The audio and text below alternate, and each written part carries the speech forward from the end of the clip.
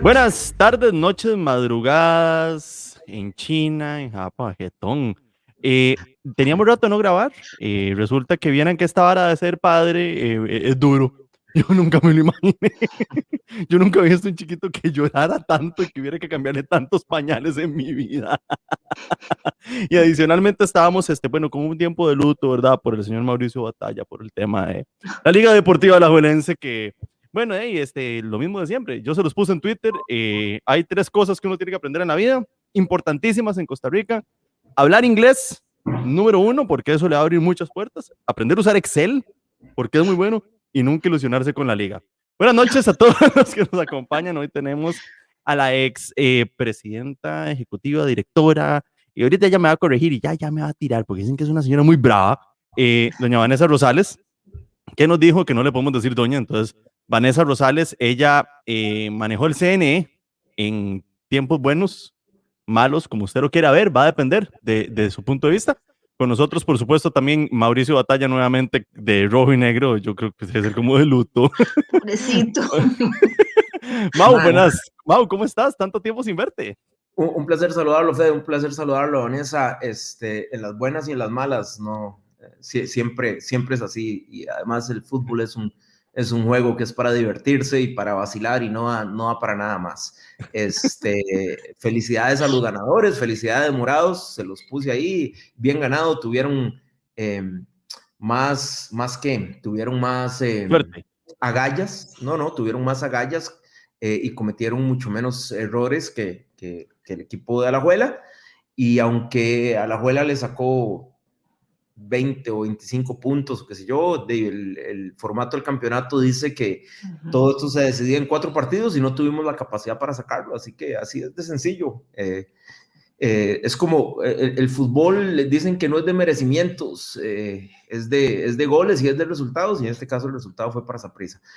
Pero bueno, después de hacer esa introducción que era lógica y dar la cara, no hay problema. Yo nunca me voy a esconder. No. A veces se buenísimo, gana, buenísimo, Mau. Vanessa Rosales. A Vanessa, sí, claro. Vanessa, muchísimas gracias por estar con nosotros en Un Traguito con Fede, una iniciativa que es muy de Twitter. Tenemos canalcito en YouTube, en Instagram, en Facebook, en Twitter. Ya nos sigue bastante pelota de gente. La idea, como siempre lo decimos, Vanessa, y como se lo dije en off, es hablar, conversar, vacilar, que nos cuente, que nos ponga los puntos. Ahí nos dijo que había un gato por ahí, eso alce el gato, no importa, aquí la gente que vea todo lo que sea, aquí no importa. Doña Vanessa, buenas noches, ¿cómo está? Bueno, buenas noches, muchísimas gracias Mauricio, muchísimas gracias Fede por la invitación. Siempre he estado pendiente de este espacio, me parece muy interesante el contraste que se hace entre situaciones que son muy divertidas, muy cómicas, muy humanas, y también la oportunidad de dar algún mensaje, de hacer alguna crítica fundamentada, de hacer algún aporte. Lo pensé un poquito cuando Mauricio me invitó tan amablemente, porque le decía yo a él, tengo ya mucho tiempo de haber procurado mantener un perfil muy bajo, un perfil público muy bajo, dedicada a mis cosas. Sin embargo, por otras circunstancias que ahora más adelante podemos desampliar, en estos últimos días sí he retomado alguna actividad y alguna presencia para dar apoyo a un par de causas que me interesan muchísimo, y además dar algunas opiniones que me han pedido con respecto precisamente al tema de la pandemia y el manejo de la emergencia. Entonces me puse a pensar, bueno, si de algo puedo hablar es de este tema de emergencias que me apasiona.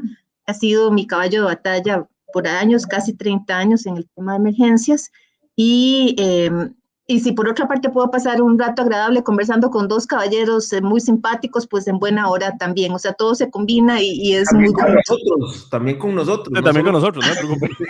No, pero y ustedes, exacto. Es buenísimo porque dice que lleva 30 años manejando emergencias y tiene el mismo número que la liga, mae. No es casualidad. Doña Vanessa, Vanessa, usted nos contaba que usted vive con su mamá, usted le está tocando esta época de los años dorados, había una serie que se llamaba Los Años Dorados, mae, buenísima. Sí, unas abuelitas muy temerarias. Una muerte vaciloncísima, era buenísima. Cuéntenos una cosa, en este año de pandemia que celebramos hace poco, ya le cantamos el primer que a la pandemia, por lo general los adultos mayores tienen la tendencia, a mí no me va a pasar nada y me voy. ¿Cuántas veces tuvo que atajar usted a su mamá en la puerta? Bueno, no, vieras que ninguna. En realidad mi mamá trabajó mucho toda su vida. Ella es administradora, trabajó en recursos humanos la mayor parte de sus años laborales. Se pensionó como directora de recursos humanos de la Universidad de Costa Rica hace bastante tiempo ya. Y luego de que se pensionó, entonces se recluyó en su casa y más bien es una señora a la que cuesta mucho sacar de aquí, de invitarla a pasear o que se vaya a tomar un café con las amigas, las excompañeras de colegio, o sea, dificilísimo, hay que rogarle y aquello es toda una ceremonia, bueno, muy complicado. Entonces, más bien este periodo de reclusión como en su cuarto, en el sentido de que ella no le hace muchas gracias saliendo y más bien tiene sus entretenciones, ella le encanta leer, ella le encanta la ópera, todas las cosas que hacía, las ha seguido haciendo y entonces yo he tenido pues poco trabajo y no he tenido que estarla regañando. A ella se cuida muchísimo y también pues me cuida mucho a mí y nos hemos acompañado mucho porque yo sí he tenido que restringir pues incluso actividad laboral de salidas o de viajes, que es a lo que yo me dedico en estos tiempos. Y bueno, estando con ella tantas horas todos los días, conversamos, reflexionamos, hablamos de recuerdos, ha sido muy bonito, ha sido una experiencia preciosa y yo creo que hay un tiempo para todo y no todo puede ser negativo. Y de verdad yo le doy gracias a Dios por la oportunidad de haber estado con mi mamá en este tiempo. Claro, y cuente, entonces ella la ataja usted en la puerta. Ella es la que me pone el candado. Exactamente, Sí. ¿dónde va Vanessa? Quédese quedita, usted no va a salir, que hay un virus afuera. Sí. Doña Vanessa, ¿y a qué se dedicó usted después de la Comisión Nacional de Emergencias? Que la veo como muy apasionada por el trabajo y los viajes y la emergencia y la vara. Bueno, tal vez para contarte tengo que hablar un poquito en tiempo pasado, ¿verdad? Desde mis primeros trabajos siempre estuve vinculada con temas de manejo de emergencias. De hecho, mi primer trabajo en el sector público fue en la Comisión de Emergencia allá por los años 90. Fui la primera jefa de prevención que tuvo la Comisión de Emergencia. En el marco de la ley anterior de la comisión, solamente se atendían emergencias y tuvimos un director visionario que es el máster Luis Diego Morales, él es geólogo alajuelense, diguista, ¿verdad? O Mauricio, un aliado.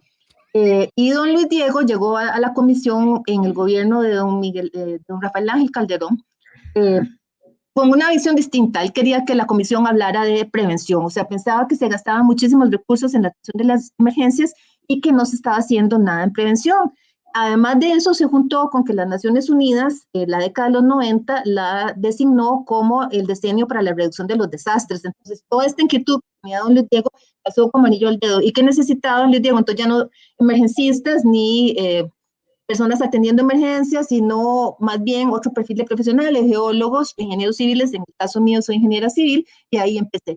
De ahí después tuve la oportunidad de salir para la Organización Panamericana de la Salud, que es la entidad para las Américas de la OMS.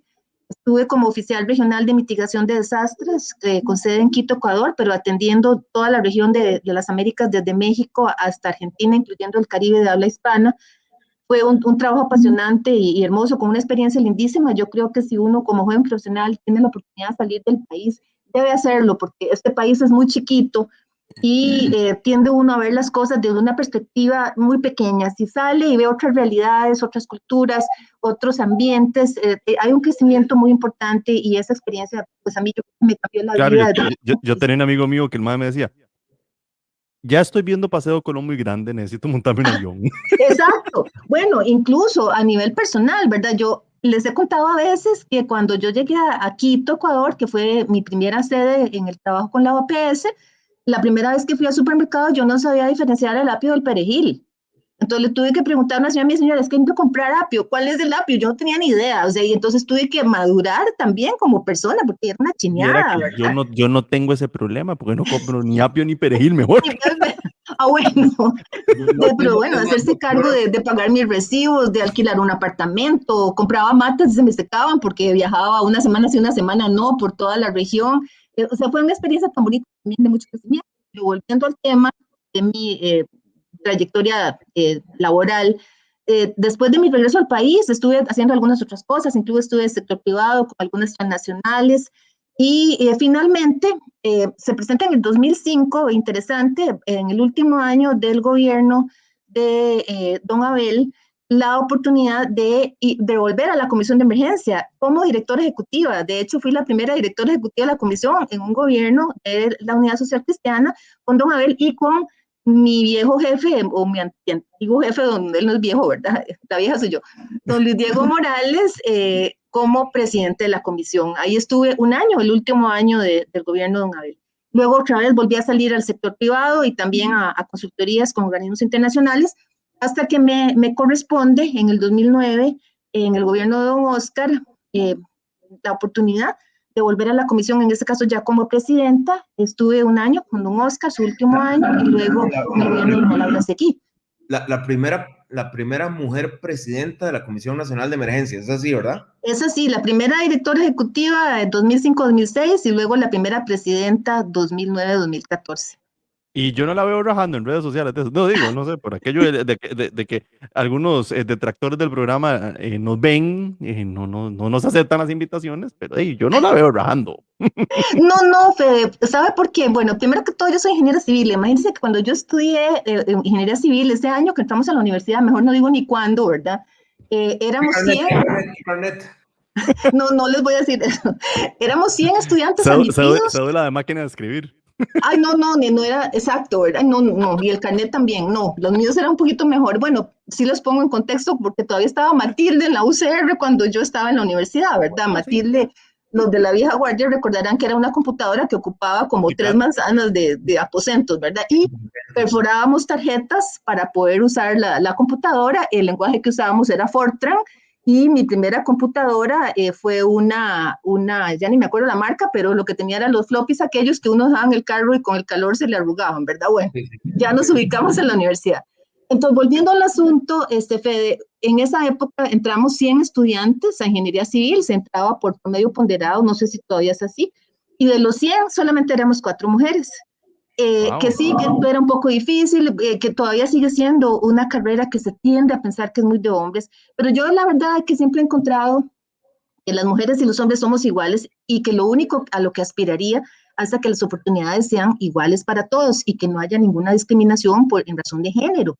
Pero estas luchas así de que como yo soy mujer tengo derecho y una cuota y todo, yo, a pesar de que puede sonar un poco polémico, no creo en el tema de las cuotas. Pienso que las mujeres y los hombres también, por mérito propio, deben ganarse los espacios. Y las mujeres, yo creo que poquito a poco lo hemos ido demostrando, y ahí donde ha habido lideresas han sido extraordinarias, muchas.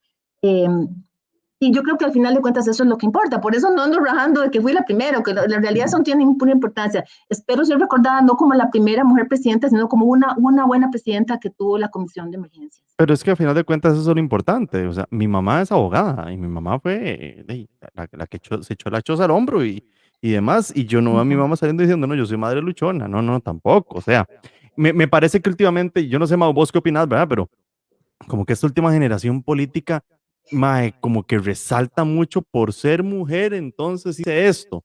No, mamita, y con todo el respeto a las señoras diputadas que han logrado lo que logró la diputada Hidalgo, porque con todo y todo fue la presidenta de la Asamblea Legislativa. No tengo muy buenos recuerdos de su gestión, pero lo logró.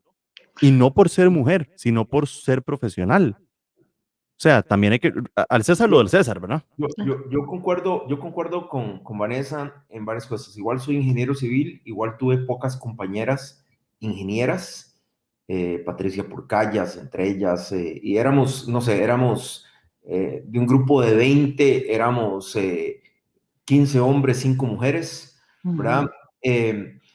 Después fui profesor universitario durante 17 años, di clases en la Universidad de Ingeniería Civil y como... Fue cuando salieron 17 generaciones de buenos ingenieros. Yo, como te paso así la brocha.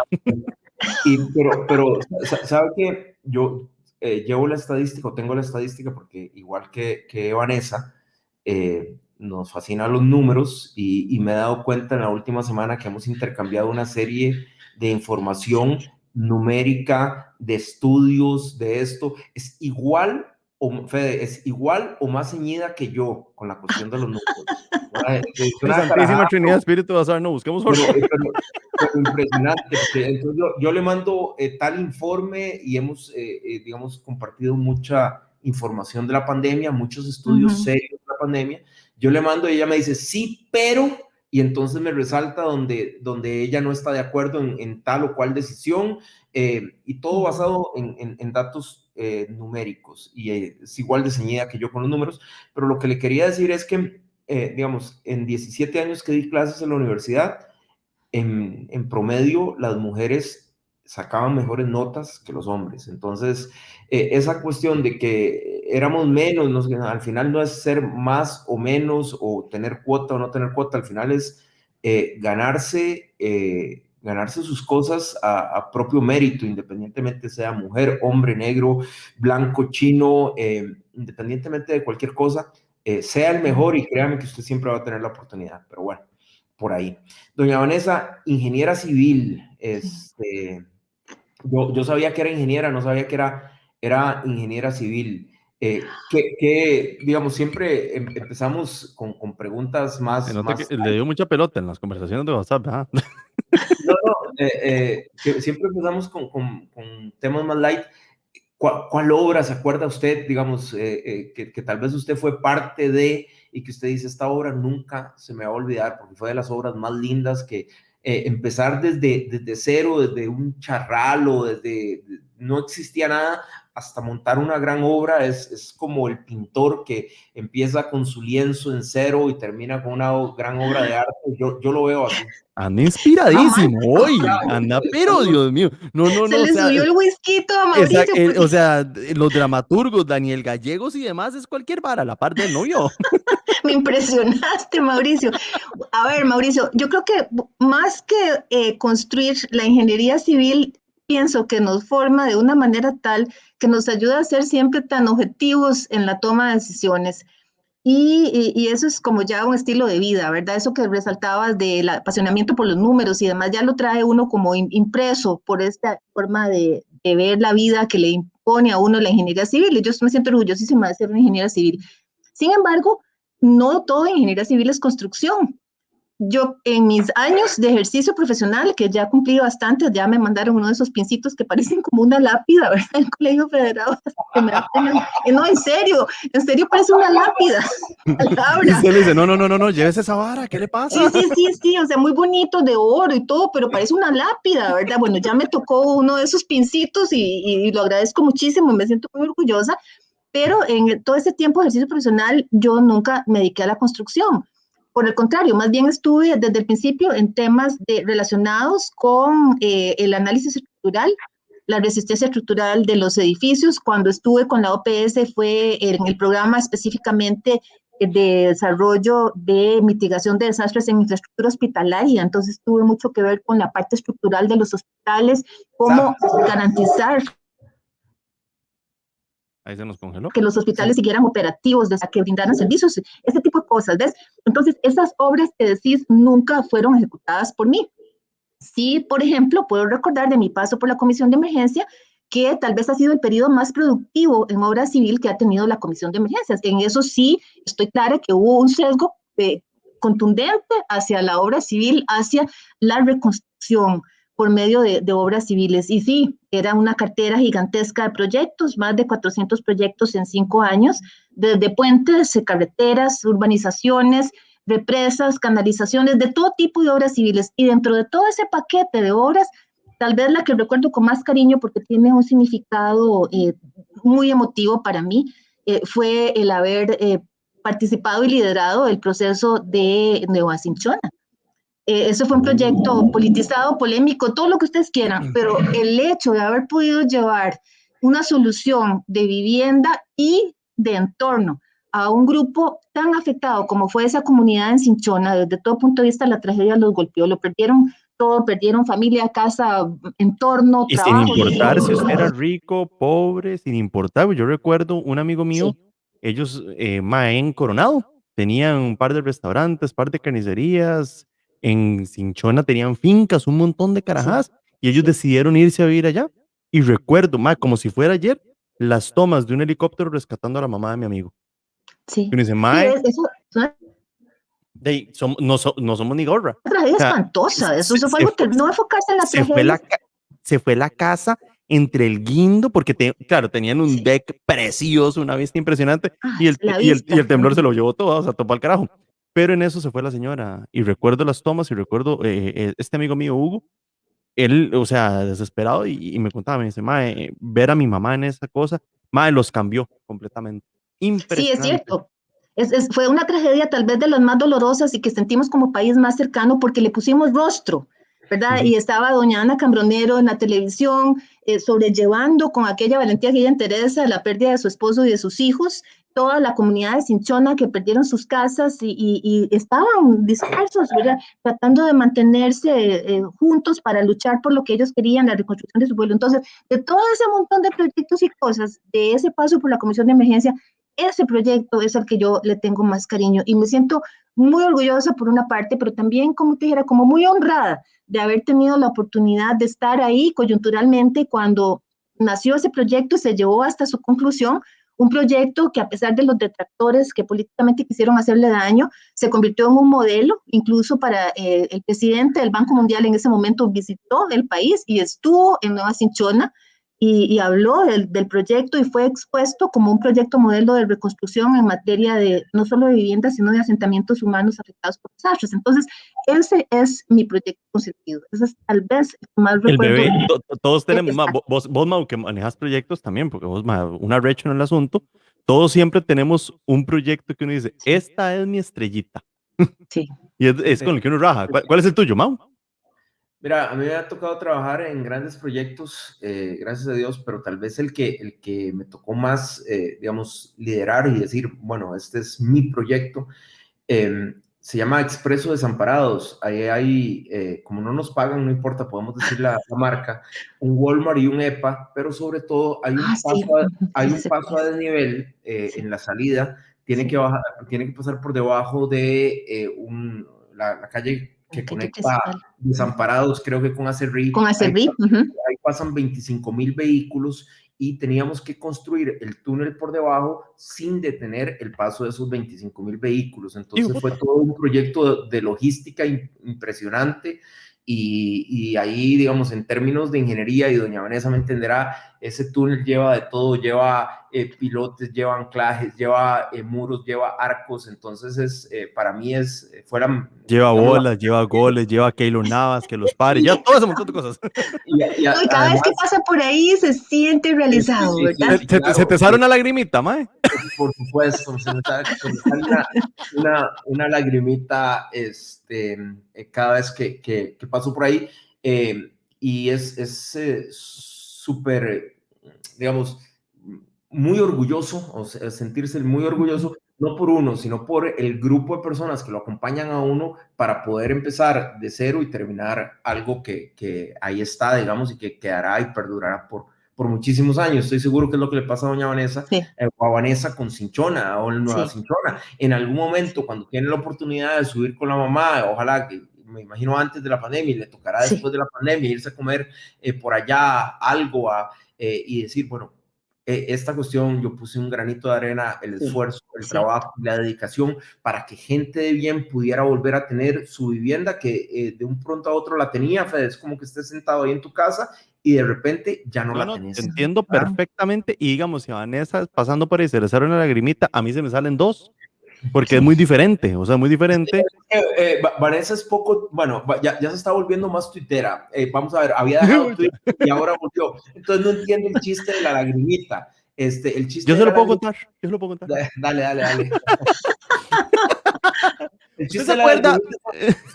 Dale, es que ahora que abrieron el paso a desnivel en Guadalupe, ¿verdad? ¿Se acuerda que el gobierno llevó y solamente le faltó el toro mecánico para inaugurarlo? Ah, no, desde aquí en mi casa oímos las bombetas, ¿cómo no? Claro. Okay. Entonces resulta que un funcionario del gobierno... Las explotan, ¿verdad? Me refiero, las otras estaban en las fotos, pero...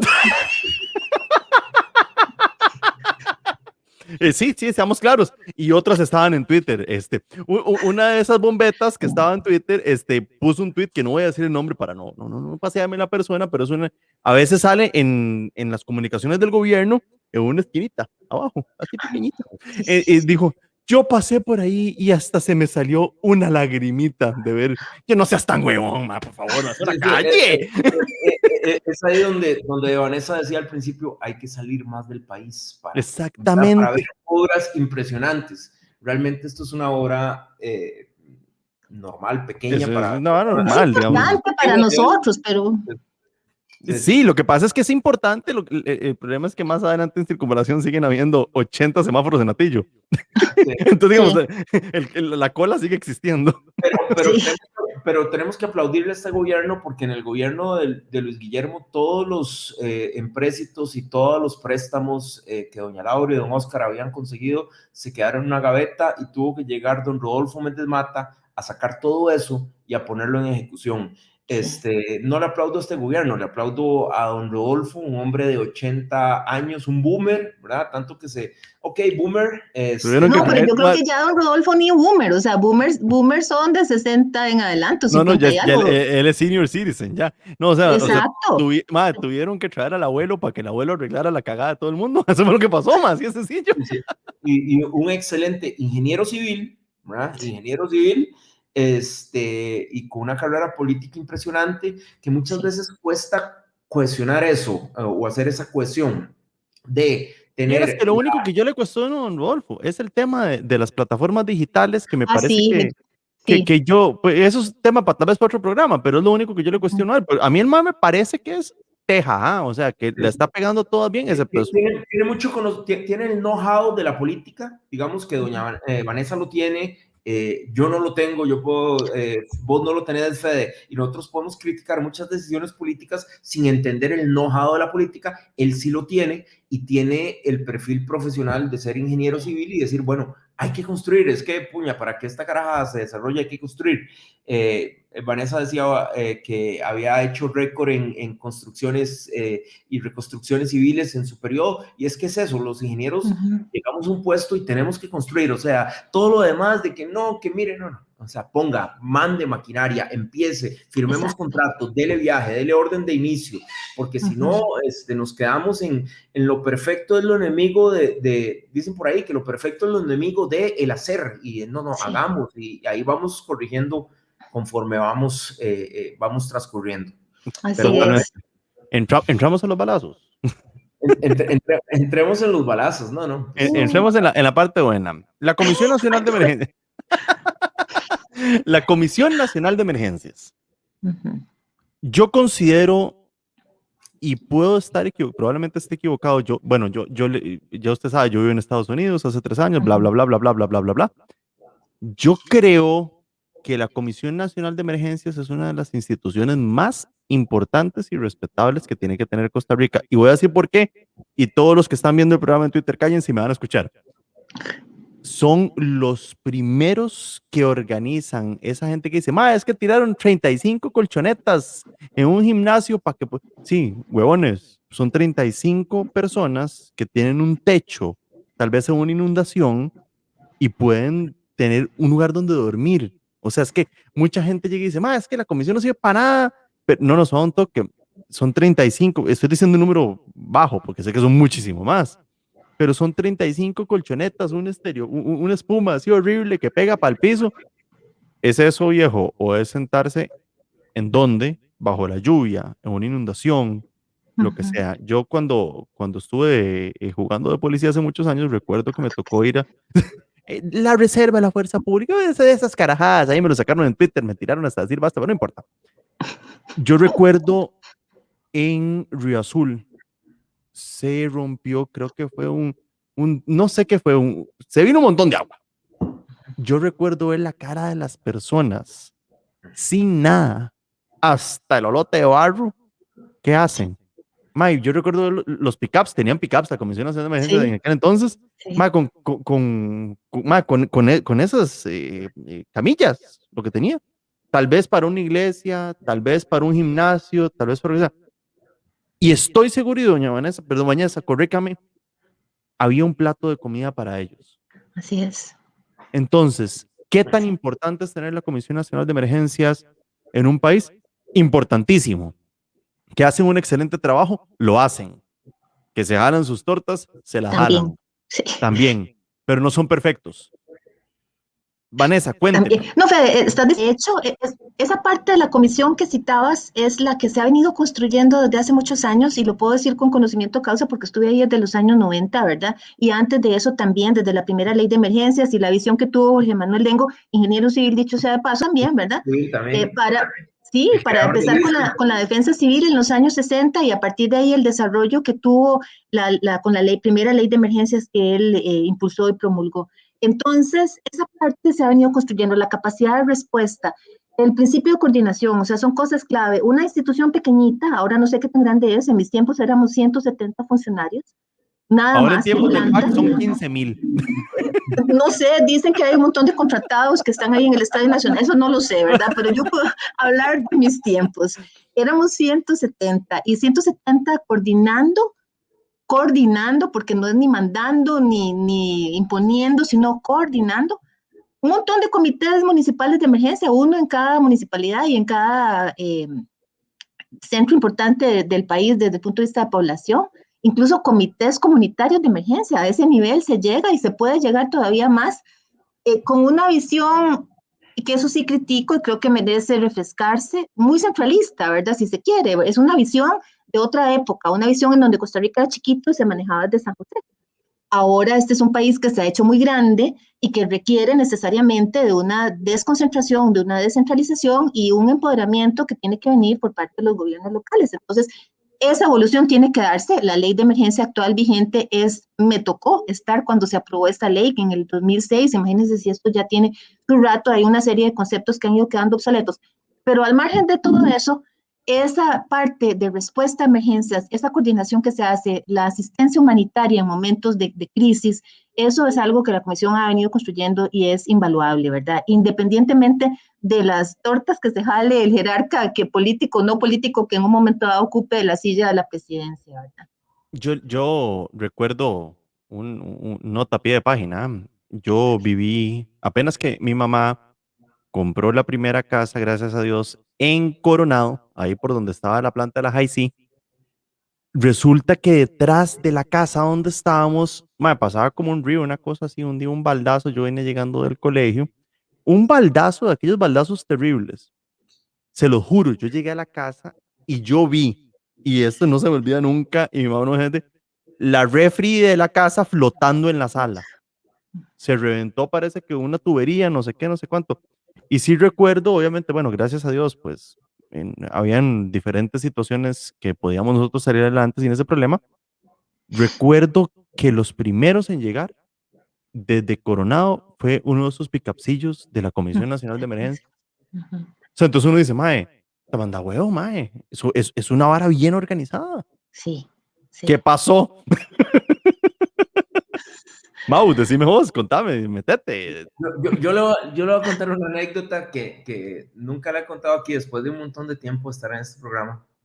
Yo trabajé por 15 días en la Comisión Nacional de Emergencias. ¡Oh! ¿En serio? ¿Cuándo? Sí, tuvo que haber sido yo recién graduado, 99. Yo trabajaba en IMSA, Ingenieros Consultores, Ajá. con don Carlos Méndez como asistente. Pero, y todavía está ahí don Carlos, ¿verdad? Y lo quiero mucho. Sí, Buenísima sí, gente. buenísimo. Súper, pero pagaba muy mal. Pagaba muy mal y tuve la oportunidad, no sé, creo que me pagaba $800. Era asistente de ingeniería y recién graduado, me aparece... No, pero el 99, $800 es mucha plata, perdón. Bueno, pero me aparece, vean, me aparece en la Para un comisión... carajo como batalla esos pinos. Me aparece, no, hombre, Dios libre. La oportunidad, creo que pagaban como 1,800 en la Comisión Nacional de Emergencias, pero uno tenía que poner carro y cámara, cámara fotográfica, sí, porque en ese momento no había los celulares para tomar fotos, entonces uno tenía que poner el carro, la cámara fotográfica y qué sé yo. Y creo que se tenía que costear los viáticos, no lo recuerdo, pero eran 900,000 pesos. Y yo llegué... Y bueno, listo, el primer día, buenísimo. Y entonces que a mí me iba a tocar la zona sur o no sé qué, lo distribuían como por zonas, éramos 4 o 5 ingenieros, lo distribuían por zonas. Y entonces me sientan frente a una computadora y me dicen, bueno, entonces solo hay un carro.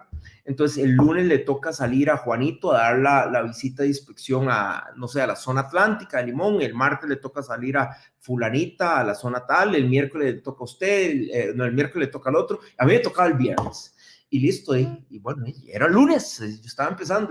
¿Y qué hago de aquí a lunes a viernes? Dice, bueno, no, póngase ahí en la computadora a ver los informes para ver cómo se hacían los informes que hacían los ingenieros que iban. Listo, ahí, ya después del lunes ya me había leído, después del martes ya me había leído todos los informes, ¿verdad? Y entonces yo estaba el martes así, ¿qué hago? Haciendo ITS. Quédese ahí hasta el viernes, ¿verdad? El viernes ya le toca. Entonces llega el viernes y me dice, bueno, no, pero es que hoy no le va a tocar salir porque el carro está malo. El carro está malo, entonces no le va a tocar salir. Entonces como que ya se pusieron ahí, no sé qué, arreglarlo y empieza de nuevo a correr la semana. Y lunes, yo siendo hiperactivo, porque soy hiperactivo, ¿verdad? Soy sumamente hiperactivo. Y el martes... El viernes se le jodió el carro. Y en ese momento, ojo, no habían celulares, no había WhatsApp, ¿verdad? Podríamos, para que tengan el contexto de hoy, no habían jueguitos electrónicos. Entonces yo tenía una computadora que tenía seguramente Windows 95 y que lo que tenía era solitario. Y ya yo estaba cansado de jugar solitario. Había llegado como al nivel 100 del solitario. Sí, y estaba ganaba haciendo todas. ITS. O sea, yo decía, bueno, y cuando llegó el segundo viernes me dicen, no, es que no hay carro. Y entonces yo dije, no, esto no lo soporto. Agarré y me fui, me levanté, el fin de semana me fui para IMSA de nuevo y le digo, don Carlos, yo le había renunciado. Qué pena, pero si usted me puede volver a recibir, porque yo no soporto estar sin hacer absolutamente nada. Don Carlos echó una carcajada, me subió un poco el salario, creo que de 400 a 650,000 pesos en aquel entonces, que a 500 pesos que estaba seguramente allá por los 90 o menos, eran como $1,200, y yo ahí me quedé un rato más. Ya después, me pasé a Traesa y bueno, y estuve muchísimos años ahí, pero estuve 15 días en la Comisión Nacional de Emergencias y no hice absolutamente nada. Insisto, hiciste Absolutamente ITS, mae. Intensive Testicle Scratching. Sí. Intensive Scratching. Claro, o calentar en la silla. Listo. Y bueno, qué dicha que después llegaron muchos proyectos y qué dicha que después, seguramente después llegaron muchos proyectos, después se pudo construir mucho. Pero yo soy sumamente crítico de las instituciones del Estado, seguramente por esa pésima experiencia que tuve, porque yo de jovencillo quería, o sea, recién salido de la universidad, yo quería salir, yo quería hacer cosas, claro. Claro, úseme, yo quiero sacarle provecho a esta vara. No importa, o sea, yo quería ir y pasar hasta las rodillas. Después, ya como ingeniero civil, me tocó hacer proyectos de la Comisión Nacional de Emergencias.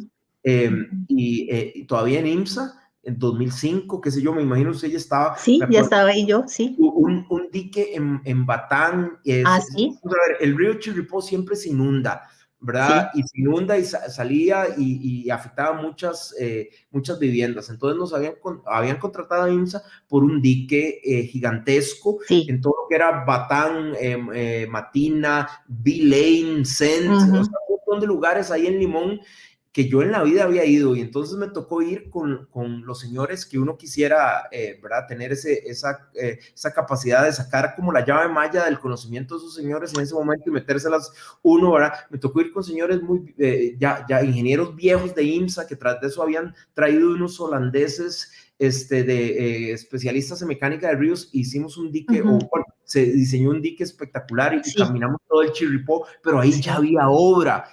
Pero ahí yo tengo que interrumpirte no para dar una justificación, sino una explicación, Mauricio, porque resulta que en el marco de la ley de emergencias que habías conocido cuando, por tu primer paso de 15 días como cometa ahí en la comisión de emergencia, en el marco de esa ley no había plata para obras. El fondo de emergencias estaba destinado única y exclusivamente para la atención de las emergencias y era muy poquito lo que se lograba raspar para algún proyecto, poniéndole ahí una etiqueta y tratando de hacerlo calzar como un proyecto de prevención. Entonces era muy complicado.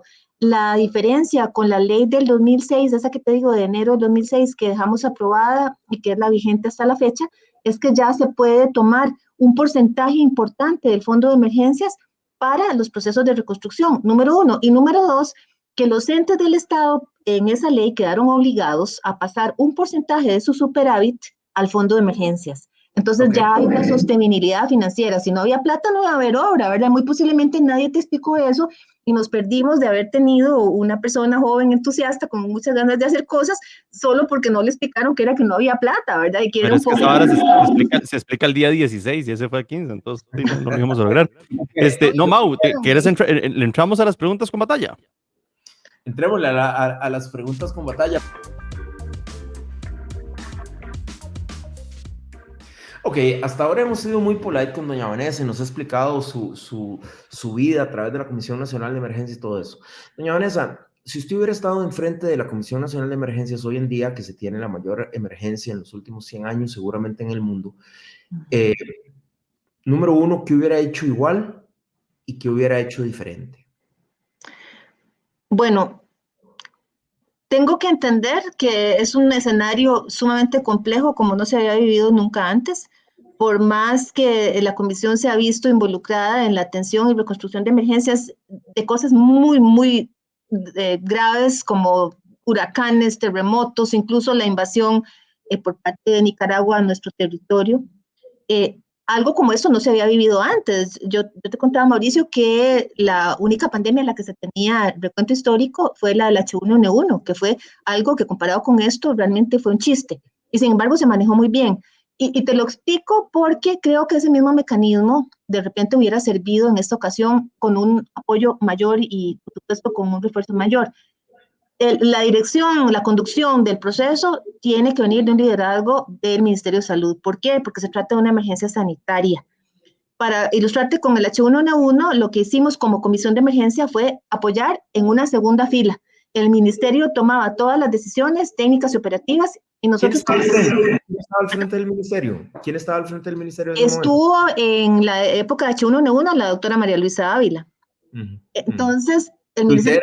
Tuitera aquí, un saludo a doña María Luisa, que ahí converso con ella por DM, Sí. Pensamos diametralmente diferente, pero nos respetamos, ¿verdad? Nos respetamos muchísimo. Un saludo a doña María Luisa. Un liderazgo impresionante, ¿verdad? Y una claridad técnica también, una solvencia técnica con otra enorme ventaja, la facilidad para comunicar, porque si algo tiene la doctora Ávila es, por un lado, la transparencia y por otro lado también la elocuencia, ¿verdad? Y entonces la gente le entiende a la doctora Ávila cuando suspendió la romería, todo, rápidamente la gente captó el mensaje. Entonces, volviendo al tema con la Comisión de Emergencia, en una segunda fila le facilitamos al Ministerio de Salud la plataforma de coordinación de la que hablábamos al principio, todos nuestros comités activados mediante las alertas del caso y una emergencia sanitaria, no una emergencia nacional, sino una emergencia sanitaria para que el ministerio no perdiera esa conducción, ese liderazgo y esa responsabilidad de llevar adelante el grueso de la tarea con la toma de las decisiones más difíciles. Por supuesto que en este contexto, con una pandemia tan complicada y tan enorme en dimensiones como esta, puede hacer que el modelo no hubiera sido igual. ¿Qué hubiera hecho yo si hubiera estado en la comisión de emergencia desde el año pasado? Haber tocado todas las puertas posibles y haber tenido anticipados todos los contratos de las cosas que se me hubiera ocurrido que se podían necesitar, desde vacunas hasta camas de hospital, por ejemplo. Una pregunta, le interrumpo ahí. En un contrato internacional, vamos a ver, yo no conozco la parte política, ¿verdad? Pero en un contrato internacional de fondos públicos, o más bien, un contrato internacional de fondos públicos puede ser privado. En mi criterio no, en mi criterio desde el momento que hay fondos públicos no puede haber un secreto ni puede haber una confidencialidad, son fondos públicos y los funcionarios públicos estamos obligados a rendir cuentas sobre eso, entonces no puede haber cláusulas ocultas, sin embargo, en esta ocasión parece que uno de los contratos se negoció en esos términos y no ha habido manera por lo menos de conocerlo, ¿verdad? Incluso sé de medios de prensa que lo han pedido con las cláusulas confidenciales tachadas y ni así se los han dado, ¿verdad? Lo que todos queremos ver en un momento dado es el cronograma de entregas, básicamente para ver en qué términos se negoció, a ver cómo estaba la cadena logística, ¿verdad? Como habla por ahí algún amigo de nosotros, don Iván, y y eso no ha sido posible. Pero entonces, volviendo al asunto, o sea, hubiera tratado de amarrar todos esos contratos y hay una figura que la contratación administrativa permite y es la entrega contra demanda. Eso lo debes conocer muy, muy bien. Entrega contra demanda significa que yo hago una licitación o una contratación rápida por emergencia, que es una figura un poco más ágil, no significa que es a dedo, ¿verdad? Eso no es así. Y dejo entonces previstos y adjudicados los contratos y en el momento en que los empiezo a necesitar, le empiezo a decir, ahora sí, entréguenme. Y entonces solo se paga conforme voy necesitando. Y eso aplica desde vacunas, como te decía, hasta camas de hospital. Esa previsión sí lo hubiera tenido. Hubiera tocado todas las puertas y hubiera hecho negociaciones con todas las farmacéuticas que en ese momento empezaron a hablar de vacunas. Y decirles en qué términos la negociación. Bueno, les compro las vacunas en el momento en que sean debidamente validadas por alguna autoridad reguladora de prestigio, ¿verdad? Entonces queda amarrado a eso. Y en el momento en que en Europa o en Australia o la FDA o el que sea formal le da un visto bueno, un semáforo verde, en ese momento usted me despacha, pero pareciera que nada de eso se hizo, ¿verdad? Los términos en que se negociaron las vacunas es algo terrible, los términos en que no se planificó el apoyo del sector privado en camas hospitalarias, por ejemplo, la manera también en que se ha rechazado incluso asistencia internacional, porque tengo conocimiento de que México, por medio de una transnacional, hizo un ofrecimiento de una sala de cuidados intermedios para pacientes con crisis respiratorias y fue rechazado. O sea, ha habido cosas que uno no entiende ni por qué se rechazan. Entonces, ¿qué hubiera hecho diferente? Haber tocado todas las puertas. Porque la máxima en el manejo de las emergencias es prepárese para lo peor y espere lo mejor, pero ya está preparado para lo peor, ¿verdad? Entonces, tal vez eso hubiera sido el diferenciador. ¿Qué se ha hecho bien? Creo que la comisión ha mantenido activos los comités de emergencia, ha seguido funcionando con sus líneas de coordinación. Tal vez ha sido supeditada a poner al jerarca de la comisión ahí en esas conferencias nada más a hablar de restricciones y de alertas de colores, ¿verdad? Y el presidente de la comisión de emergencias va mucho más allá de eso, ¿verdad? Yo creo que hasta cierto punto se ha dado un agotamiento de su imagen y tal vez un menosprecio de su gestión, porque lo que lo han puesto a decir es el semáforo aquí y la restricción acá y nada más, ¿verdad? Y todo ese otro trabajo tan importante que se viene haciendo para acompañar a las otras instituciones se ha invisibilizado, ¿verdad? Al presidente de la Comisión de Emergencia actual lo conozco, trabajamos juntos, fue mi jefe de operaciones en el 2005-2006, una persona sumamente capaz, con una trayectoria en el tema y en la institución. Y bueno, lo que yo esperaría es que le den el espacio y que no lo conviertan en ¿cómo te dijera? Una moneda de cambio desde el punto de vista político para que se queme él mientras otros hacen otras cosas que tal vez no son acertadas. Usted habla de solvencia y elocuencia que tiene doña María Luisa Ávila para guiar la emergencia de H1N1. Pero solvencia y elocuencia también ha tenido el doctor Salas y no por ello ha hecho ¿verdad? Porque habla muy bien, el carajo se expresa de una manera muy bien, tiene muy buena dicción y parece que la mayoría de la población le compra el discurso, pero no se me olvida en mayo hablando con una elocuencia tremenda de que por qué las mascarillas no son necesarias, porque el virus no andaba en el aire, entonces que las mascarillas no eran necesarias, y verlo con la careta. Cuando yo conversaba con médicos especialistas me decían, eso no sirve para un carajo, porque el virus te entra por acá, a la nariz, a la boca, la careta, por favor. Y las autoridades gubernamentales salían con la careta todos los días a su conferencia de aló presidente. Entonces, ¿verdad? No solo se necesita solvencia y elocuencia, sino que se necesita conocimiento para poder generar una directriz que ayude al país a salir adelante, porque bien que mal, y se lo digo como soy yo muy de frente, en este momento tenemos 2.000, 3.000 casos, creo que somos de los 5 países del mundo que más mal está manejando la pandemia.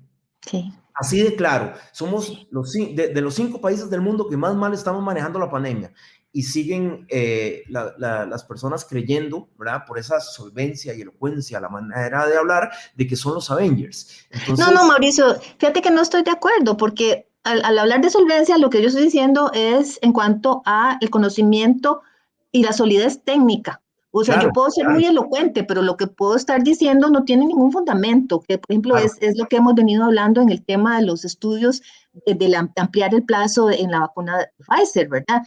yo puedo decir, hay 50.000 estudios, pero si no los cito concretamente y no digo en qué parte del estudio se asegura X cosa, lo que estoy diciendo no tiene ninguna solvencia. A eso me refiero con solvencia. Y no es hablar del ministro Salas específicamente. Yo creo que en general la estrategia de comunicación, de información del gobierno para el manejo de la pandemia ha sido nefasta, ¿verdad? El hecho de que las personas, por ejemplo, estén declinando ir a vacunarse porque hay una serie de rumores. El otro día nos llamó una señora que había trabajado aquí en la casa, ella es de Acosta, una adulta mayor, para contarnos que le habían dicho las vecinas que no se fuera a vacunar porque la vacuna lo que pretendía era matar a todos los viejitos, que por eso estaban empezando con los viejitos. Entonces, esa comunicación, vamos a ver, esos viejitos lo que ven son los noticieros, y cuando los noticieros se han enfocado únicamente en generar muerte, destrucción, ¿verdad? Y no se han generado o no se han proyectado a informar, a decir, mire, estos son los beneficios,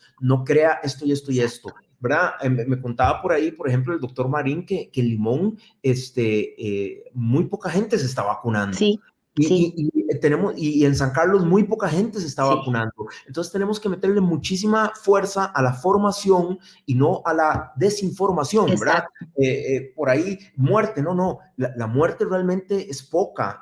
Creo que esto es un virus altamente infeccioso y con una muy baja letalidad. Entonces no nos concentremos en la baja letalidad, concentrémonos en que digamos, para que haya menos transmisión de ese virus necesitamos fuertemente vacunar a la gente y que la gente esté mucho más tranquila, mucho más segura, y por ahí tal vez es lo que hemos hablado de que esa elocuencia y no solo falta eso, falta esa parte técnica que usted me dice, doña María Luisa tiene, y estoy seguro porque creo que es una excelente pediatra, pero que se necesita esa parte técnica, porque no podemos decir primero una cosa, ¿verdad? Para un mes después, 2 meses después, tener que bajar la cabeza y ni siquiera tener la capacidad para decir, sí, me equivoqué. Creí que las mascarillas no eran necesarias, pero sí son necesarias, porque se tiene aquella arrogancia y aquel dogmatismo para decir, bueno, no, es que eso era lo que decía en ese momento la OMS. Bueno, y sobre todo ahora que tocas el tema de la OMS, ¿verdad? Y lo puedo decir también con conocimiento de causa, porque trabajé mucho tiempo, hace ya muchos años, con la OPS, que es la regional de la OMS para las Américas, y conozco muy bien esos entornos de Naciones Unidas, de agencias de Naciones Unidas. Si bien es cierto, en los mandos medios hay gente que técnicamente es muy solvente y muy valiosa. Muchas veces a nivel de directores y autoridades lo que hay es un manejo político tremendo, ¿verdad? Y no para bien. Eso me lo decía doña Laura Chinchilla, cuando tuvimos la oportunidad de hablar de doña Laura decía, es un ente muy político, ¿verdad? Totalmente. Le hacíamos esta misma pregunta, ¿qué haría usted diferente? Ella lo que nos dijo es, yo desde el primer momento me hubiera fijado en países que ya hubieran tenido problemas de este tipo, como Taiwán, inmediatamente hubiera mandado a todo el mundo a ponerse la mascarilla. La mascarilla, claro, pero se ponen a seguirle la corriente a la OMS dirigida en este momento por una persona que está allí, por una agenda política que muchas naciones del mundo no comparten, ¿verdad? Por eso ha perdido credibilidad. Yo no puedo estar de acuerdo con el señor Trump de ninguna manera, excepto en digamos, la desconfianza que él tenía con respecto al accionar de la OMS. Y nunca se me olvidará, Mauricio, que en enero del año pasado, a finales de enero, empezando, lo peor de cuando ya se desbrotó la pandemia, ya empezamos a hablar de pandemia, el señor Tedros hablando públicamente, agradeciéndole a China su transparencia en el manejo, ¿verdad? Y entonces a esta persona que dice eso, que evidentemente tiene una agenda política que escapa al interés primario de lo que debe ser la salud, de creerle todo lo que decía es como raro, ¿verdad? Uno no debe como apuntarse a seguir a ciegas a alguien y decirle a Tedros, my brother, no sé qué, ¿verdad? Como dijo el señor presidente. O sea, eso no se hace, porque no es el Papa, ¿verdad? No es infalible.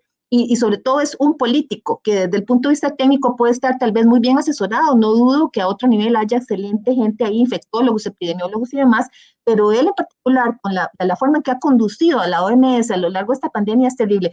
Este informe reciente que hay, que independiente, que empieza a desnudar la ineficiencia y la irresponsabilidad de la OMS en el manejo de la pandemia es terrible. Y cuando ese informe esté ya en sus fases finales, esperaría yo que tenga consecuencias, pues obviamente favorables para el futuro, ¿verdad? Ya para este momento es un poco difícil. Únicamente 17%, 17.54% de las vacunas han llegado, 1.595.000 con respecto a los 9 millones de vacunas que hemos comprado. ¿Qué le dice a usted ese número?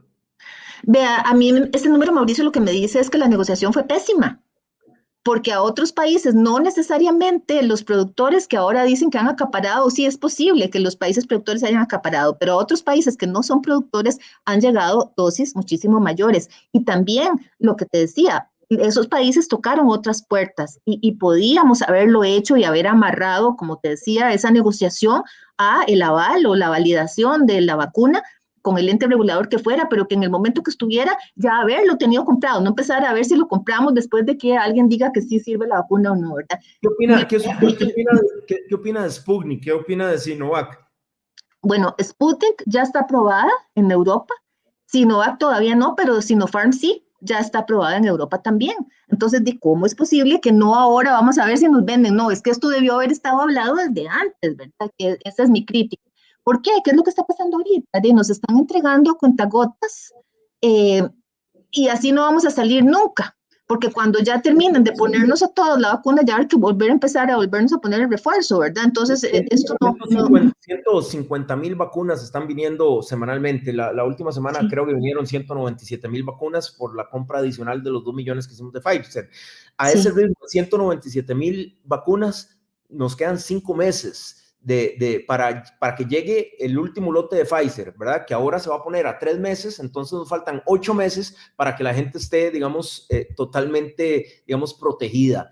Eso implica que estamos en finales de mayo, junio, julio, agosto, septiembre, octubre, noviembre, diciembre, enero, de prácticamente febrero del próximo año, tomando en cuenta que también ha llegado 0% de AstraZeneca, 0% de la compra de 1 millón de vacunas de AstraZeneca, 0% es 0 vacunas de AstraZeneca. Las únicas 132.000 vacunas que han llegado son 88.000 y 43.200 que llegaron por el convenio con COVAX. Bueno, hablando de COVAX, precisamente, ¿verdad? Ahora que mencionaste COVAX, estaba leyendo hoy y me parece que es correcto lo que se dice del fracaso de COVAX, por cuanto los países productores corrieron a firmarlo sencillamente en un afán de proteger las patentes. Entonces prefirieron decir, sí, después donamos, ¿verdad? Firmemos aquí y con tal de que no se les cuestionara el tema de las patentes desde el principio, que era un rumor que había. Otro error que cometimos aquí, gracias al Test of My Brother, ¿verdad? Firmar el COVAX. O sea, está bien que se firme, pero no atenernos solo a ese, o sea, no podemos agarrar ese santo y tenderle solo velita a ese santo. Y el problema es que ya estoy viendo que están diciendo a nivel mundial que el COVAX es un fracaso. O sea, ¿por qué? Porque en la India, donde hay el grueso de la producción del serum para la vacuna de AstraZeneca, que es la que promueve el COVAX, en este momento están prohibidas las exportaciones del serum, porque el Instituto Serológico de la India, que es donde está la producción de ese insumo base para AstraZeneca, está bajo la restricción que el gobierno de la India dictó en el marco de la gravedad espantosa de la pesadilla que está viviendo la India. Entonces, ¿cuándo va a fructificar COVAX? Y no sabemos, posiblemente hasta el año entrante o cuando la situación en la India se mejore. Firmamos 2 millones y han llegado 132.000 vacunas de COVAX, un 6% me parece. Sí. Buenísimo, Fede. Aquí me los tiré, me tiré otro medio litro de whisky. Esas fueron las preguntas con nuestro amigo ingeniero Mauricio Batalla. ¿Qué tomas vos, ma? ¿Vos tomas etiqueta negra o qué tomas? Sí, estoy tomando Johnny Negro. Eso es lo que me gusta. Juanito el Caminador. Doña Vanessa, es que usted se muere la risa, pero es que... yo no conozco todo el trasfondo de estas historias. No, es que yo reconozco más de una vez que uno llega a la cantina y dice, ¿qué tomas, doña Vanessa? Vanessa, perdón. Yo, bueno, antes, vino. De vez en cuando, para mi cumpleaños y en Año Nuevo me tomaba una copita de vino. Hace mucho tiempo que ni eso, porque ahora soy deportista, ¿verdad? Y tengo que cuidarme mucho, entonces, ya ni eso. No, crossfitter, por favor. Es el de moda, el de moda. No, ¿cuál moda? Yo tengo 6 años de hacer CrossFit. Ahora estoy muy triste. Espérese. Vuelva. Mire. ¿Ya vio? Vean. No, ese IFE, yo no sé. Yo tenía 16 años de ser crossfitter. ¿Por qué CrossFit? Porque cuando salí de la comisión de emergencia estaba muy afectada en mi salud, de comer mal, dormir mal, de la ansiedad y el estrés. Tenía prediabetes, estaba con hígado graso, o sea, todos los males, haciendo fila, colesteroles y todo. Y entonces caí en manos de una maravillosa médico que es la doctora Maureen Vindas. Ella es especialista en metabolismo. Y dentro de las cosas que logró hacerme cambiar es el convertirme nuevamente en deportista, porque cuando yo estaba en el colegio sí había sido deportista y luego ya lo dejé. Entonces, cuando ella me retó a buscar un deporte que me gustara, que es lo más difícil que hay por aquí, el CrossFit, porque tiene un poquito de todo. Entonces, me involucré mucho con el CrossFit y ahora no he podido volver por razón de la pandemia y demás, pero sí tengo un remo alquilado de mi box de CrossFit y eso es lo que he remado. De hecho, me siento muy orgullosa de contarles que he remado 1000 kilómetros en un año. O sea, que ya podía haberle dado la vuelta al mundo remando, ¿verdad? Entonces, ese es ahora a lo que me estoy dedicando. Entonces, Bueno, no yo voy a rajar, ya que usted raja, yo rajo. Yo Diga, he remado una brazada en todo el Uy, año. doña No, sí, Vanessa, muy desgastante la función pública. para mí fue terrible. A ver, las veces anteriores en que había estado había sido por periodos muy cortos. Este periodo largo, 2009-2014, para mí fue terrible, ¿verdad? Me tocó un ambiente político muy complicado, una oposición oponiéndose, valga la redundancia, a todo, absolutamente todo, ¿verdad? Siendo oposición destructiva en lugar de propositiva. ¿cuál era Intereses la en conflicto oposición? muy extraño. La oposición era en ese momento, había fuertes diputados del Movimiento Libertario, Unidad Social Cristiana también, y por supuesto el PAC, aunque en el PAC en ese momento no eran tan radicales como son ahora. Y Inserte la música bancada de dramática aquí. liberación, Chan, chan, chan. chan, chan, chan. Insertemos música dramática aquí. Chan, chan, chan. La bancada de liberación, tal vez muy pasiva en ese momento, procurando llegar a acuerdos. Entonces, uno como funcionario, como persona que ponía la cara, ¿verdad? Sentía como que no lo apoyaban lo suficiente. Eso para mí fue terrible, de verdad, qué desgaste. Yo quedé agotada ¿Qué, qué- física, qué pi- mental y emocionalmente. qué piensa usted del señor presidente? ¿Usted lo ha visto sumamente gordo? O sea, cambió toda su fisonomía con respecto a lo que era cuando era precandidato y candidato. Yo creo que, a ver, uno los ve y todos empiezan en cierta condición física y a medida que pasan los meses los ve que se van engordando y yo no creo que es que coman mucho jamón serrano, como decían de don Luis Guillermo en la casa presidencial, ¿verdad? Yo creo que la misma ansiedad, el estrés, el no tener horarios regulares para comer, el comer lo primero que se atraviese por ahí, todo eso va pasando la factura y sobre todo en personas que ya no son tan jóvenes, ¿verdad? No es que son viejos, son personas Pero jóvenes. Carlos es una persona joven, ¿verdad? Sí, Tiene por eso él es joven, pero no es un 40 años. muchachito, ¿verdad? Está entrando en una edad que es delicada, ¿verdad? Para los varones, a partir de los 40 años tienen que cuidarse, empezar a cuidarse, si es que no lo han hecho antes. Entonces uno ve que ha ganado mucho peso y se preocupa por su salud porque eso es señal de que no está comiendo bien, que está comiendo a deshoras. ¿Estará deseando, don Carlos, que se termine este gobierno? ¿Perdón? ¿Estará deseando, don Carlos, que se termine el gobierno? Bueno, yo creo que eso habría que preguntárselo a él. Yo pienso que por el nivel de desgaste que tiene, uno pensaría que está deseando que esto termine, pero habría que ver qué dice él al respecto. Digamos, a nosotros no nos va a decir. Pero digamos, si yo fuera él, yo diría, Mae, por el amor al Señor Jesucristo, que se acabe esta carajada ya. Ya, Yo ya. necesito irme, montarme en el tren con Claudia y jalar porque estoy obstinado. Le tiro a una ONG, alguna carajada Una así. ONG, una vara así, me voy para donde Bueno, my brother, my brother Tedros. exacto, eso iba a decir, Tedros, my brother, tal vez tiene por ahí alguna consultoría o alguna cosa. Es impresionante, o sea, es impresionante. Vanessa, si usted fuera la cabeza hoy, eh, estamos grabando 21 de mayo del 2021, ¿qué hubiera hecho usted diferente para el manejo de la pandemia? Y le voy a decir, en la pandemia lo que yo llamo dos tipos, tanto la enfermedad, dificilísimo, durísimo, es triste. Se perdió un señor periodista de Repretel, de Ah, Multimedios, en sí. paz descanse, Dios los tenga en su santa gloria.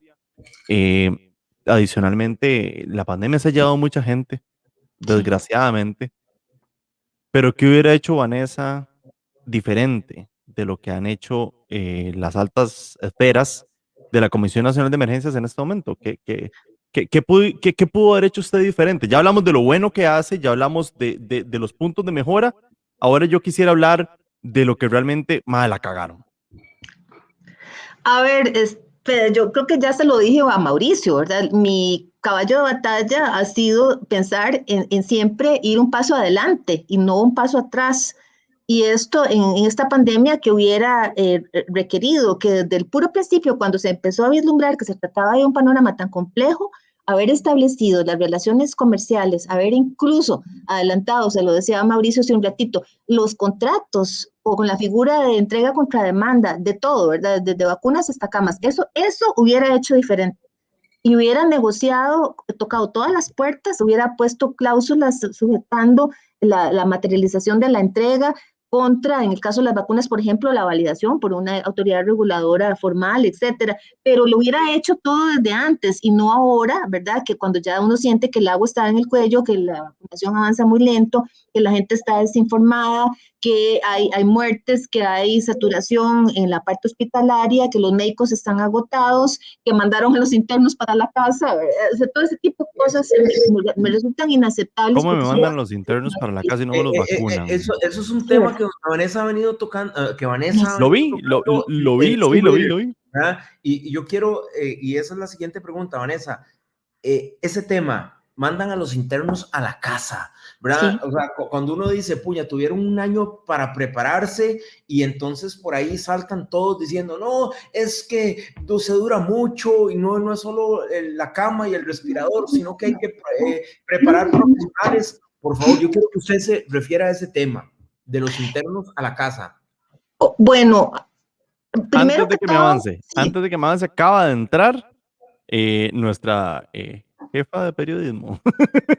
Nos acaba de pasar que Edgar Mora dijo no voy a la a la precandidatura del PAC. ¿Y Acaba le de da el anunciar, apoyo a?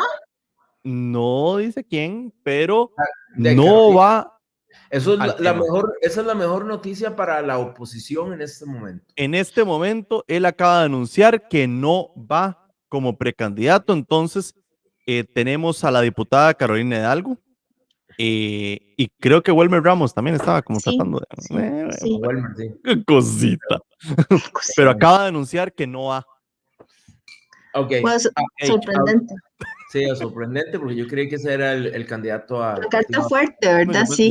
yo pensé que era la excuñada tuya. Pero bueno, Tampoco, Ay, por cierto, yo también, exacto. pero no. todos sabemos que la excuñada de Mau era el caballo de batalla. Sí, Vanessa, usted no sabe, pero yo iba a ser el primer excuñado de la República. O sea, tiene que claro tratar. que eso yo lo sabía, porque yo lo había visto por ahí en el Twitter y yo, mira, este es un puesto muy meritorio por primera vez en la historia. O sea, Primer esto, excuñado. Ana Elena, por cierto, Anita Che me bloqueó. A mí me bloqueó Marisa, me bloqueó Anita, Marisa me bloqueó desde el gobierno de de Luis Guillermo. la diputada Paola Vega, por supuesto, me tiene A mí también, bloqueado. pero igual desde el gobierno de Luis Guillermo creo que estoy bloqueado con... No, pero es que ustedes son muy famosos y por eso los bloquean, porque además siempre... No, somos muy odiosos, somos muy directos. Lo que pasa es que aquí, Una sarta de Vanessa, huevones. como usted sí, digamos, como ingenieros civiles, y usted estuvo en la facultad, la caraja es a rajatabla, ¿verdad? Sí, Y es cierto. dele, y de frente, y tome, Sí, y aguante, ¿verdad? Y sí. aquí en Twitter son muy suavecitos, entonces por eso... Ah, ok, suavecito, sobre Es una todo. generación de cristal. Pero Sí, bueno, lo cuéntenos de un los poco internos. de los Sí. internos. Es importantísimo conocer su opinión porque usted ha estado dele y dele y dele y etiquetó a Marín, etiquetó a María Luisa, etiquetó a varios médicos preguntándoles cuál es su criterio. Yo a la doctora Ávila no vi la etiqueta porque me tiene Está bloqueado. bloqueado. Tiene bloqueado. Eso está bueno por arrogantón y Doña María Luisa, por favor, venga al programa, hablemos, por estar jodiendo. reconciliémonos, tomémonos un vinito, doña María Luisa. Un vinito, sí. Sí, sí. Bueno, a ver, la historia de los internos es la siguiente. Desde el año pasado, cuando la pandemia comenzó, a los estudiantes que ya habían finalizado su carga académica en medicina y que para términos prácticos tienen grado de licenciatura, les corresponde hacer entonces las famosas rotaciones en internado y son 4 diferentes.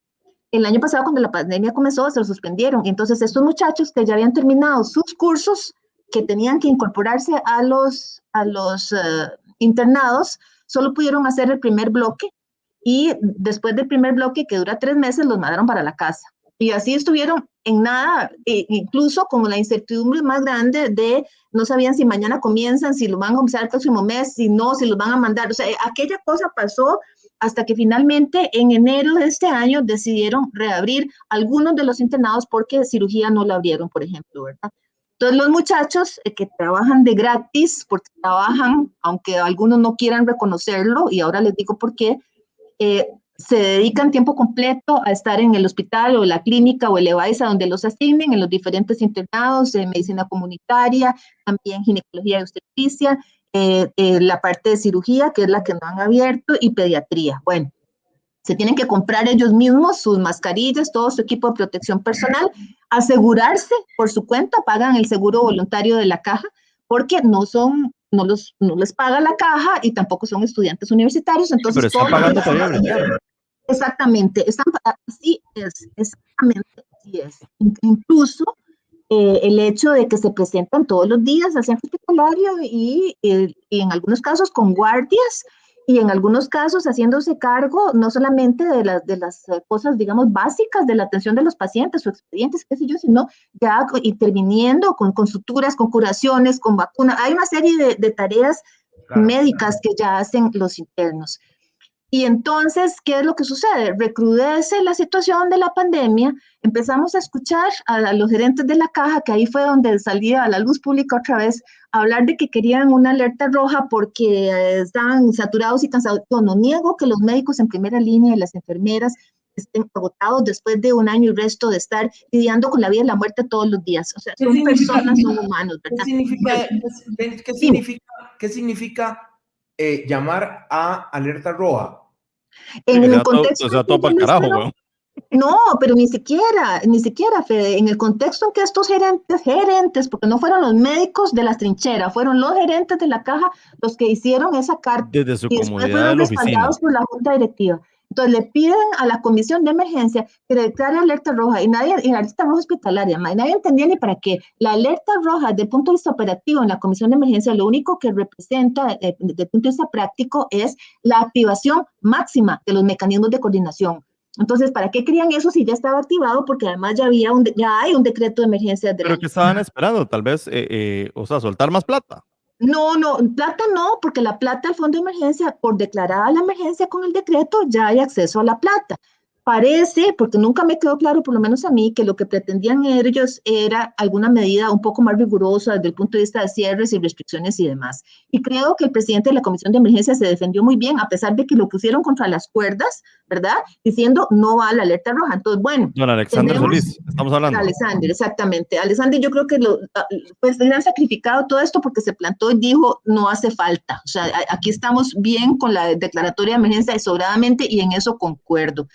Entonces, tenemos a los gerentes de la caja clamando por una alerta roja. Tenemos a los médicos que son en realidad desgastados y de repente decide la caja, por medio del Sendeis, mandar a los internos para la casa, cerrar los internados, cuando son, primero que todo, capacitados, son más de 500, trabajan de gratis, están dispuestos a seguir trabajando gratis y lo único que pidieron en un momento dado fue, por amor de Dios, pónennos. ¿Por qué? Porque estamos poniéndonos en riesgo nosotros, nuestras familias y eventualmente hasta los pacientes que estamos recibiendo. Voy a jugar de defensor de la caja. A ver. No tenés la experiencia, te puedes contagiar, nos vas a causar una bronca, mejor te vas para la casa. Todas las tres que acabo de decir, totalmente tontas. ¿Sería por ahí? Son totalmente tontas. Y te digo una cosa, la diferencia entre un interno y un médico general en este momento son ni siquiera eso, 3 a 6 meses del ciclo que les faltó y la incorporación al colegio de médicos. Eso es todo. O sea, es un poquito de práctica de burocracia, práctica supervisada en los hospitales. Entonces, ¿cuál es la diferencia entre ellos y un médico general? El médico general, si es empleado de la caja, a él sí le pagan y a él sí lo vacunaron. Igual que vacunaron. Además, estamos en guerra y en guerra. Estamos en guerra, hay que sacar a la gente. A toda la infantería, a toda la reserva, a todos. Exacto. Vamos adelante. Bueno, ¿y qué esperan? Que como lo sugirió el señor presidente de la República, vayan a Estados Unidos, el que pueda vacunarse y que todos los internos vengan a Estados Unidos a vacunarse. Bueno, los internos de Honduras, por ejemplo, que están en la misma situación y uno dice, pucha, en Honduras no tienen la caja, ¿verdad? Y lo maravillosa que es la caja, le hicieron una carta al presidente Bukele pidiéndole a Bukele que se los pueda vacunar. Y Bukele les dijo que sí. Entonces los internos de Honduras se van a ir a vacunar a El Salvador. ¿Qué van a tener que hacer los muchachos de aquí? Pedirle a Bukele que los vacune. O sea, eso es una bomba. Santísima Trinidad Espíritu de Azar. ¡Qué bueno! ¿Cómo puede ser posible que los internos de Honduras pidan eso? Con una persona súper proper, pero directa. Pero súper traguito man. Mae, impresionante. Vamos cayendo porque tal vez Vanessa necesita comer. Ya. Sí, porque usted aquel come una cosa riquísima, el otro come maní, todo el mundo toma algo y yo aquí estoy hable que te hable, nada más. No, el maní no es rico. ¿Quién dijo que el maní no es rico? A mí me gusta mucho garapiñado, más. No, pero aquí no existe eso. ¿Cómo? ¿Y qué estás esperando para venderlo? Aquí no existe maní garapiñado. Un emprendedurismo. Ahí está el business. Yo quería preguntarle, si hoy fueran las elecciones del Partido de Liberación Nacional interna, ¿por quién va a votar Vanessa?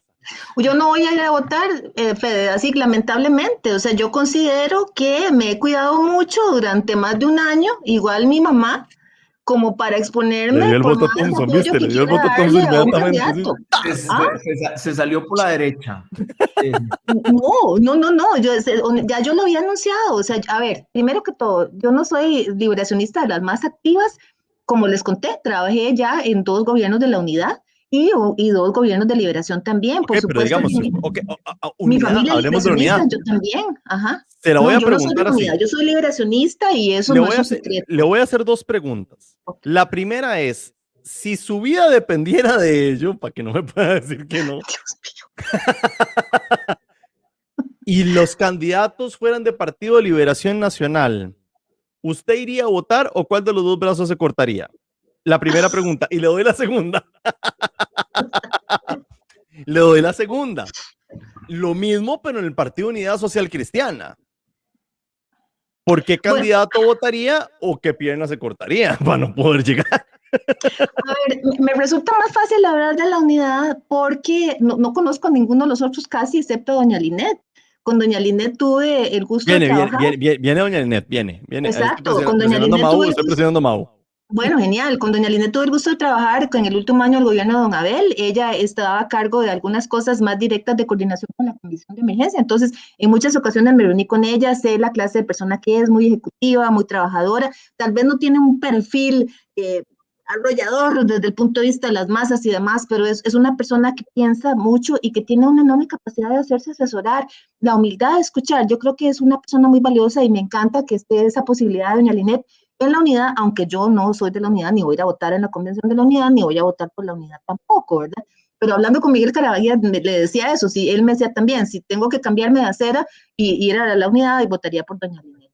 En el caso de Liberación, bueno, liberacionista toda la vida, no he vivido de la política nunca, no le debo favores a nadie, agradezco el honor de haber sido parte de 2 gobiernos de Liberación, particularmente el de doña Laura, la primera mujer presidenta, y en este momento de los precandidatos que hay, tengo muy buena relación con los 3 principales, con el señor del hipoclorito no, y de los 3 principales los respeto, los conozco, los aprecio muchísimo, tienen ideas maravillosas, tienen cosas con las que no estoy de acuerdo, hay cosas de los 3 que no me gustan, hay cosas que me encantan de los 3 y en realidad, te voy a decir, no me tengo que cortar ningún brazo porque casi que cualquiera de los 3 que quede me parece un excelente candidato. Pero digamos, usted está en la urna, usted dice, bueno, Don Roberto estuvo en el programa, con Don Roberto nos morimos de la risa porque es manudo hasta así. Don Roberto, sí. Yo me imagino que Don Roberto debe estar con su señora esposa y con el bulldog francés que tiene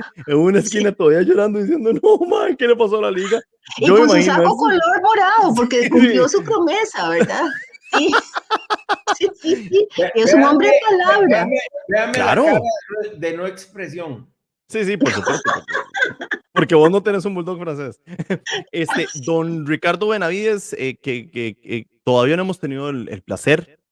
Me encanta. Mau ha estado ahí jalando hilos y estamos tratando. Y don José María Figueres. Don José María Figueres es tan odiado y tan amado en las redes sociales como un 50-50. Sí. Si estuvieran esos 3 candidatos únicamente, hablemos de que fueran esos 3, doña Vanessa, ¿a quién le daría el voto?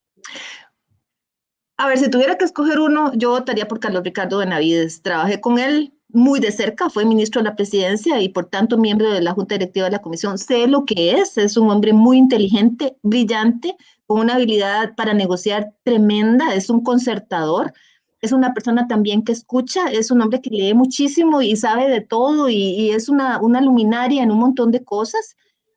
Hay cosas que él ha expresado o posiciones que ha tomado con las que no puedo estar de acuerdo. Una de las principales es la pesca de arrastre, pero siento que conversando con él pudiera llegarse a un entendimiento y que él va a anteponer los intereses país a su agenda, a cualquiera que haya sido cuando estuvo metido defendiendo el tema de la pesca de arrastre, que eso sí no puedo estar de acuerdo con él. Buenísimo. Ma, ¿vos querés cerrar con algo? O yo tengo un tweet de doña Vanessa con el que quiero cerrar. Dale, solo le voy a preguntar, doña Vanessa, 8 de mayo del 2022, el Tribunal Supremo de Elecciones anuncia el primer corte de las elecciones y aparece Fabricio Alvarado con un 21% y el Partido Acción Ciudadana con un 20%. ¿Cuál es su expresión? ¿Qué es lo primero que se le viene a la mente? Bueno, déjà vu, porque ya eso ocurrió. Déjà vu. Exactamente. Sí. Pero ¿qué le genera? Tiene que ir a una segunda ronda. ¿A ¿Qué quién le le das genera? voto? ¿Qué le genera? Miedo. Lo mismo que me generó cuando ya ocurrió, ¿verdad?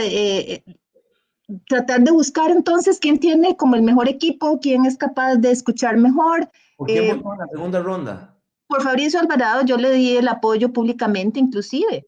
¿Por qué? Porque Edgar Ayales, un economista brillante, en paz descanse, era parte del equipo económico Claro. de Fabricio. Con Gerardo Entonces, Corrales.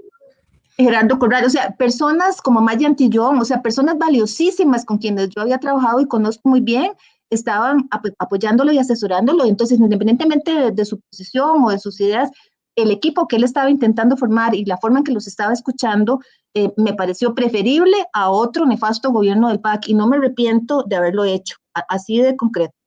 Hubiera sido un mejor, porque todo el mundo dice con Fabricio estaríamos peor. Ese es el estribillo, digamos, usual de las personas que apoyan al gobierno, como que si no hubiese 13, no hubieran habido 13 candidatos, es que no había por quién más votar, era Fabricio o Carlos y con Fabricio estaríamos peor. ¿Usted cree que con Fabricio estaríamos peor? Viendo el grupo que estaba con él asesorándolo, no creo. Pero sin embargo, bueno, no pasó, no lo sabremos nunca, ¿verdad? No lo Y sabremos, decir no esa lo sabremos excusa nunca. es terrible. Listo. No lo sabremos nunca, definitivamente. Vanessa, yo estaba viendo, usted tiene un tweet amarrado a su timeline Sí. que es de la NASA del 15 de marzo del 2020 y usted dice, "You are a child of the universe no less than the trees and the stars. You have the right to be here. And whatever you're not is clear. No doubt the universe is unfolded as it should. Therefore, be peace with God whenever you conceive him to be." La Es, desiderata. es de Max Emran y lo Ujú. traduzco, eres un hijo del universo, no menos que los árboles y las estrellas. Tiene derecho a estar aquí. Y lo tengas claro o no, no hay duda de que el universo se está desarrollando como debería. Por lo tanto, estés en paz con Dios, sea lo que sea que concibas. ¿Por qué? A ver, una de mis grandes pasiones es la astronomía. Me encanta y vivo pendiente de la NASA, de los rovers en Marte y todo esto. Y me parece que la exploración del universo es Y algo Elon tan... Musk y el Dogecoin y que nos hizo perder Todo, plata a todos. me he visto todas las series de Netflix sobre los viajes a Marte, o sea, ya, a mí me encanta, ¿verdad? Es una cosa que me apasiona, me parece que no tiene límites y que apenas estamos empezando a escarbar y que somos unas hormiguitas tan pequeñas dentro de esta inmensidad. Y me parece que la Desiderata tiene un mensaje maravilloso porque nos hace ver que somos parte de todo esto que es tan grande y a pesar de que seamos tan pequeños, no somos menos que una estrella, que un árbol, ¿verdad? Como dice, es lindísimo el mensaje, me parece que es positivo. También hay intrínseco un respeto para la creencia de una divinidad en la que sea, ¿verdad? Sea judío, sea musulmán, sea cristiano, sea lo que sea, igual creo que tenemos que aprender a vivir con tolerancia y con respeto. Entonces me parece que es como una máxima de vida que a la vez refleja algo que me apasiona, que es la astronomía y todo lo hermoso que están haciendo, todo lo que se está descubriendo todos los días. Por eso es que está amarrado mi... Maravilloso. Hoy estuvo con nosotros Vanessa Rosales, la expresidenta de la Comisión Nacional de Emergencias. Nos habló de todo un poco. Mauricio se comió una quesadilla, creo que tenía como jamón y No, quesito, nada más, ¿verdad, Mauricio? Tenía que, no, tenía Confiese, Mauricio. Hable, ¿Qué tenía? Cuente. Me la hizo mi señora esposa, me la comí en el offline y es una quesadilla con queso, con salchicha, con jamón y con una salsa prego ahí espectacular que me hizo mi esposa. Hay un comediante que yo admiro muchísimo, que el más estándar, como dice, más Franco Escamilla. El más es de Puerto Morelia, allá en México, y el más dice que va la primera vez al DF y llega un stand de quesadillas y le dice, regálame una quesadilla. Y la señora le dice, ¿de qué? Y el mae, jugando de intrépio, de pollo. Se la da. Y si no me la va dando de pollo la quesadilla. Más o menos así le fue a Mau. Muchísimas gracias a todos los que nos acompañaron hoy. Teníamos rato de no grabar. Échenle la culpa a mi hijo. Interesantísimo el programa con doña Vanessa. Yo quiero... Programazo, madre. Cada vez estamos superándonos. Yo quiero agradecerle a Vanessa la deferencia. La deferencia y la oportunidad que tuvimos, sí, y la oportunidad que tuvimos con ella de grabar, porque nos habla, vamos a ver, desde el punto de vista técnico y político, ¿verdad? Diferente a lo que hemos venido viendo durante toda esta pandemia, que lo que nos digan tenemos que creerlo porque ellos son los expertos. Nos habla otra experta y nos dice cosas diferentes, como por ejemplo a mí de las quotes que más me quedó es que no o sea, que ella no ve por qué un contrato pagado con fondos públicos debe ser privado. Y para mí eso me llena muchísimo porque todo el mundo, no, es que no se puede saber el cronograma de Pfizer porque es un contrato privado. No. Ya hubo alguien que estuvo ahí adentro y que nos dice, no, disculpen, chiquitos, eso no es así. Entonces, bueno, entre esas y muchas otras cosas que nos aclara, le agradezco muchísimo a doña Vanessa. Me encanta que dice chiquitos, ¿verdad? Como si fuéramos... Y me sigue diciendo, doña, muchísimas gracias a ustedes, he disfrutado mucho este rato, estoy a sus órdenes en lo que yo pueda ayudarles y de verdad me encantó poder conversar de una manera tan abierta, tan transparente y además he gozado, ¿verdad? Porque me he reído y no me imaginé que ustedes dos fueran tan divertidos, es demasiado gracioso. Tenemos cara de rifles, pero no tanto. No somos tan odiosos como parecemos en redes sociales, sí. Sí, la foto perfil no nos ayuda. Mucha gente me dice, mae, ya en vivo sos más tuanis, más que en redes sociales sí sos insoportable. Desco, que dicen que es el tuitero guapo, así le dicen las chiquillas, ¿verdad? ¿Cuál es? ¿Quién es? Desco, es D3SC0, ¿verdad? Ese es uno que es colombiano o algo así, ¿verdad? Sí, por ahí anda. Me dice, mae, yo te seguía más que por tu Twitter, porque soy amigo de tu hija Alejandra. No lo sigo, pero lo estoy siguiendo en este momento, informarte que Fiebre de la Parrilla Cross morado. No te sigo por odioso y no sé qué, no sé cuánto, pero es así, es súper interesante la interacción que hay. En el sentido de que somos más tuanis en vivo que por Twitter. Ya estoy siguiendo a Desco y ahí Nati lo va a poner ahí en la esquinita para que lo vean, para que lo sigan. Buenísimo. Para que vean que es cierto. Sí. Para que vean que es cierto, que es guapillo el chiquillo. Muchísimas gracias, Vanessa, Mauricio, como siempre, un placer que hayan estado con nosotros en un traguito con Fede que se nos alargó un chingo y me va a matar. Pero es buenísimo, mae, excelente. Sí, pero es que teníamos varias semanas, entonces que se jodan. Muchísimas gracias a todos. El que no quiere que lo corte a los 15 minutos. ¿Sí? Y se joda, ya está, y se acabó el problema. Tenemos invitado así, casi amarrado, Fernando Berrocal. Tal vez viene Chema también, Fede. Viene Chema, ya casi viene Chema. Pero la semana que viene tenemos a don Fernando Berrocal. Le agradezco a mi señora madre, que es amiga de él. Pero tenemos a don Fernando Berrocal. Vamos a hablar un poquito de seguridad, cómo se ha manejado la cosa y demás.